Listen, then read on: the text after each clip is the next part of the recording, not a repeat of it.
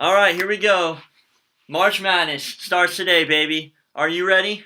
Drew's ready. I'm ready. I'm ready. I'm ready. We've got our brackets done. We hope you've got your brackets done. And we're going to talk some strategy here. So, Drew, tell the viewers what your best strategy is for picking brackets. Well, Andrew, I don't like to take time. I just like to look at a matchup, and whoever my heart feels like I should take, I just take that team first, and I can fill out a bracket in 3 minutes, and then that's what I go with. 3 minutes. And this year that led me to 4 teams from the ACC in the Final Four. Oh, so I don't four. know, All okay. I don't know how Wow. good that's going to do. All right, but, 4 ACC teams here. So UNC fan. Yep. Homer. They might or might not be in the Final Four. Okay. All right. My best strategy is I always pick NBA players to go far. I like the NBA a lot. And the reason I say this is my best strategy is because it's actually a really poor strategy. I think the last NBA player who was good to win it was Joel Okafor. And I didn't pick him that year. I picked Karl Anthony Towns. So, it doesn't really work. They never make it past, the third round. But I do it anyways because I like NBA players, whatever. That's my strategy. All right, Rista, so who's your big upset of the tournament? Okay, so I'm going to pull up my bracket right quick. And I believe my biggest upset is... Well, here's the question. I have some big upsets, but I also have a lot of upsets that people have picked. For instance, Middle Tennessee over Minnesota. Yeah, a lot of Literally people every single person probably watching this video has that. Yeah. And they think it's special to them. I'm going to go with my biggest non-conventional is I have Rhode Island over Creighton. Mm-hmm. I also have Michigan over Louisville in the second round. Wow.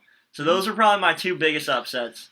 But what do you have? So Wisconsin, I don't know if anybody follows Frank Kaminsky or any of the Wisconsin basketball fans on Twitter, but they are not happy being the number 8 seed in Villanova's bracket. They feel like they were one of the best Big Ten teams this year, and they feel they have a chip on their shoulder. And so I've got them beating Villanova in the second round. Oh, wow. Okay. That's kind of in spite because I hate Villanova, but I think Wisconsin's gonna jump up and shock some people. Yeah. For those of you who don't know, Drew's a huge UNC fan, so the heartbreak that he experienced last year at the hands of Villanova was just unredeemable. It was bad. However, the last time there was a repeat was not a long time ago. Florida, I guess. Probably. Yeah, Florida. So repeats aren't often. So I'd say that's probably a solid pick. All right. So the last thing we're going to talk about, we're trying to make this quick, is me and Drew are going to show you guys our final 4 picks, and then we're going to talk about one more thing. All right, we have paper here, and we're going to show the viewers our final 4 picks. All right, are you ready? 3, 2, 1.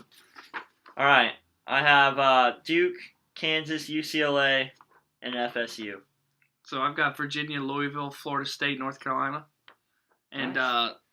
We both have Florida State here. Yeah, I like Florida State versus UNC in the national championship game, and UNC's just a little better. Mm-hmm. Beats them. That's how I got it going down. Yeah. All right, UCLA. We both got them coming out of the South region. I told someone the other day, I think the South region is where it's at. You got Kentucky, UCLA, and UNC. Yes. That Elite 8 game could be great, and that Sweet 16 game could be really great, also too. Really great. I mean, I'm happy as a UNC fan we're up top, and we have Butler as our 4. Yeah. UCLA, Yeah, Kentucky, that's good. So. Final question. Which is the weakest number 1 seed? It's probably easy to say Gonzaga, but I really don't know that there is a necessarily weakest number 1. Because I like Kansas, North Carolina, Villanova, Gonzaga are all good. I think any of them could win it all, and I think any of them could lose decently early. I hesitate from Gonzaga because actually people aren't saying they're bad.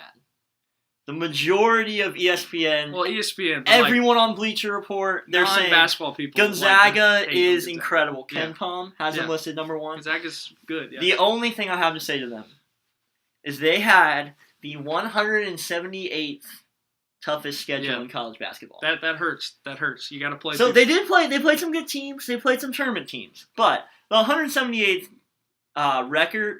schedule is not convincing me. Also, I think you have to have a closer. I think you need one player who's a good closer. Like Josh Hart was the closer last year for Villanova. I think Marcus Page was your guys' closer. I don't see Gonzaga's closer. The big guy's good. He's nice. He has a cool beard. Pull for him. And the best part about March Madness, folks, is that all that we're talking about could be completely wrong.